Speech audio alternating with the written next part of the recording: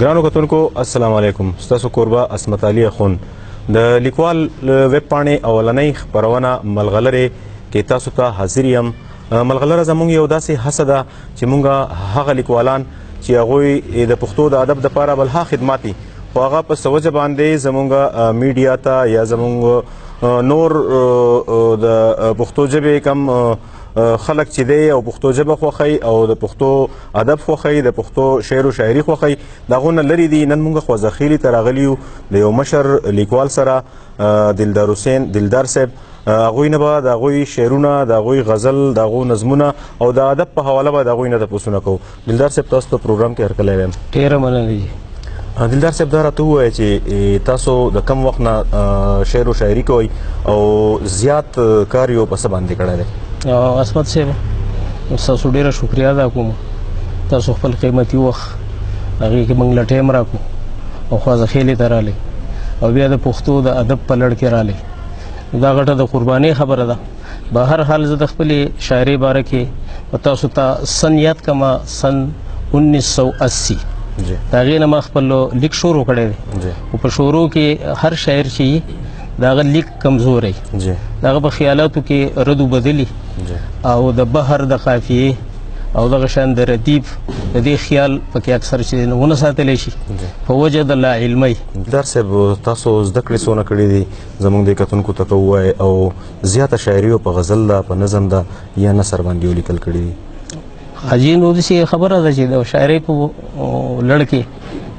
څیزونه ډېر دي داسې لکه ایټمې ډېرې دي د شاعرۍ په فن کې، لکه په هغې کې غزل هم دی، په هغې کې رباعي هم ده، په هغې کې چاربیته لوبه هم ده، په هغې کې نظم هم دی. بیا پکې په نظمونو کې هم قسمونه دي، څه پکې آزاد نظمونه دي، څه پکې د شعر په بند کې تړلي نظمونه دي. نو الحمدلله ما خو پکې هر یو کار کړی دی خو زیاته توجه چې ده نو هغه ما غزل له ورکړې ده. تعلیم ما لسم کړی دی. او په کوم سن کې یې کړی دی؟ دا تقریبا جو دغه 80 ورته ووایه سن 1980 کې ما د خوځخیلې سیکنډري نه میټرک کړی و. دلدار صاحب لیکوال چې دی دې ته د معاشرې سترګې وایي بېشکه او ادب چې دی دا یو لوی د سمندر په شانتې بهیر دی. تاسو د ادب په حواله زموږ کتونکو ته څه وایئ؟ د ادب په حواله باندې به زه دا خبره وکړم چې د پښتو ادب دا یو نوم دی چلیږي، د ډېر وخت نه چلیږي خو موږ د دغه حقیقت چې دی هغه اکثر چې دی نو لکه فراموش کوو، زموږ نه هېرېږي. اصل کې ادب چې دی دا د خپلې مورنۍ ژبې خدمت کول دي او دا د مورنۍ ژبې خدمت چې دی نه دا په کور په چاردیوارۍ باندې دننه منحصر نه دی بلکې دا په عامه سطحه باندې په بین الاقوامي سطحه باندې خورول غواړي چې په پوره دنیا کې دا پته ولګي چې یاره پښتون قام هم داسې یو قام شته. زموږ کتونکو ته به څه ډالۍ کوئ؟ کتونکو ته به زه یو غزل پیش کړم. ارشاد. ستاسو اجازه دي؟ ارشاد دی. وایي سپرلي کې لیونتوب دی که ګلونه لیوني دي، سپرلي کې لیونتوب دی که ګلونه لیوني دي، زه یم لیونی که مې خیالونه لیوني دي. ډېر ښه دی، ډېر ښه. او ناصحه رانه مه پوښته چې څیرې ګریوان ګرځم، ناصحه رانه مه پوښته چې څیرې ګریوان ګرځم، په خپله لیونی یم څه وختونه لیوني دي. ډېر ښه. او زاهده ته په خپله به تسپې اړول پرېږدې، زاهده ته په خپله به تسپې اړول پرېږدې، په لاس کې د ساقي داسې جامونه لیوني دي. زبردست. او رڼا د چا د خاله پټ په پټه ورله اخلم، رڼا د چا د خاله پټ په پټه ورله اخلم، تیارې پکې خورې دي مزلونه لیوني دي. او ساقي که را پیرزو کړې په دلدار شراب د مینې،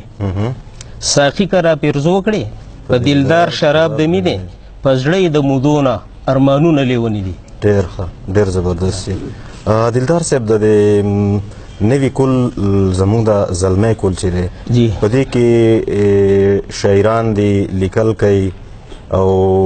تکړه شاعران پکې هم دي خو بعضې داسې ماشومان دي داسې زلمي دي چې هغو لیکل کوي خو هغه لیکل هغو پټ ساتي. په هغې حواله باندې تاسو هغې ماشومانو ته څه وایئ؟ نو زلمو شاعرانو ته خو زما د طرف نه دا خبره ده چې خپل لیک چې دی بهرحال پټ ساتل چې دي دا رکاوټونه هم دی کشر کول شاعرانو ته اکثر د خپل مور و پلار د طرف نه یا په خپل خاندان کې نور مشرانی دوی دا یو جرم غونډې ګڼي بلکې تاسو خیال کړئ لکه دا څومره سندرې مندرې چې اکثري کنه تاسو به دا غیر معیاري سندرې اورېدلې هم او مارکیټ کې شته هم بالکل شته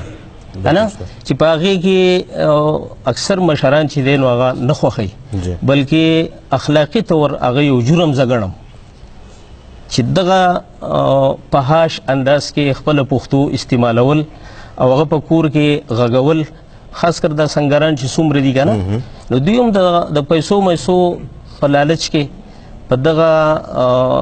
رشوت لاین باندې زه به ورته رشوت ووایم چې یاره په څه طریقه باندې پیسه لاس له راشي اگر که زه د یو داسې شاعر کلام ووایم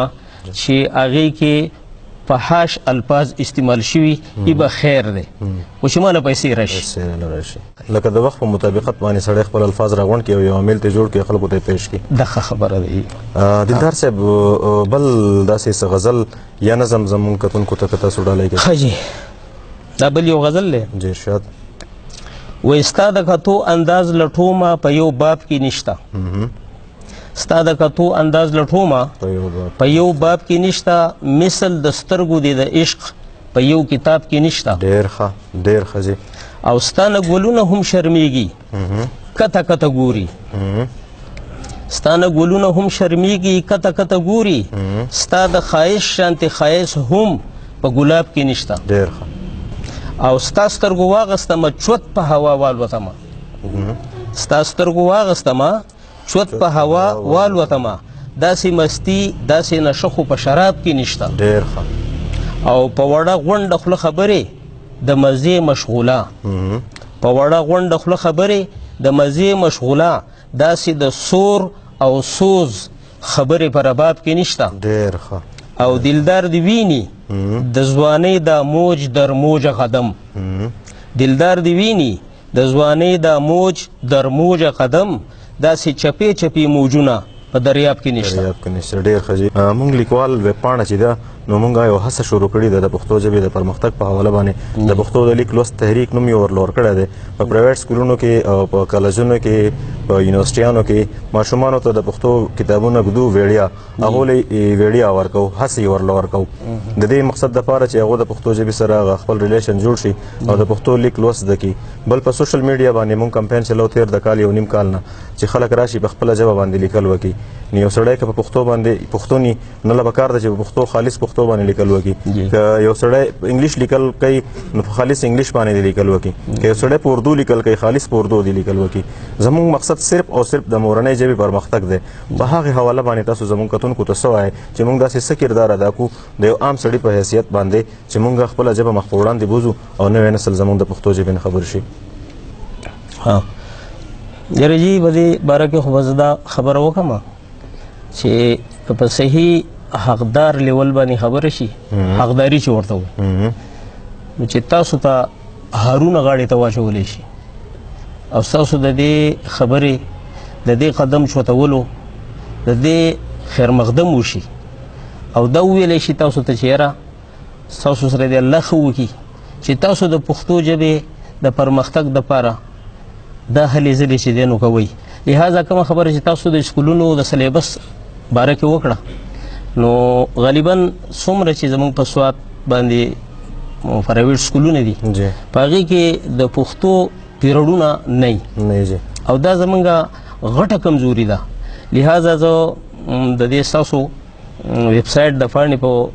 واسطه په دې لیول باندې دا خبره کومه چې یاره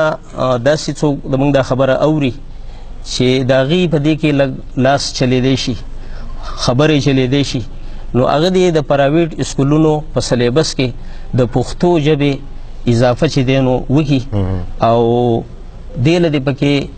یو پیریډ خامخا مقرر کړي ډیره زیاته مننه ګرانو کتونکو دلدار حسین دلدار صاحب تاسو واورېدو زمونږ مقصد هم صرف دا دی چې د یو ادیب د یو لیکوال خواله په دې وجه په دې مقصد ورشو چې پښتو ژبه چې دا کومه چې ورکېږي انشاءالله نه به ورکېږي داسې ډېر زلمي دي داسې ډېر خلک دي داسې د دلدار حسین دلدار صاحب په شانتې مشران دي چې هغوی خدمت کوي نو پښتو ژبه به ورکېږي نه خو چې مونږ د عام سړي په حیثیت باندې په کور کې مور د خپل بچي سره لږ کوشش وکړي، پلار د خپل بچي سره لږ کوشش وکړي، او په سکول کې استاز او په اجرا کې او په جماعت کې په دې کې مشران د خپلو کشرانو سره لږ کوشش وکړي، نو زمونږ هغه ژبه به ژوندی په ژوندی پاتې شي. بل زمونږ ادیبان شاعران چې څه لیکي نو هغه به زمونږ نوی نسل چې دی هغه به یې وګوري، هغه به یې ولولي، نو زمونږ کتابونه په المارو او یا په دوکانونو کې نه پرته، خوا به د خلکو لاس ته ورسي. اجازت غواړم، د الله په امان.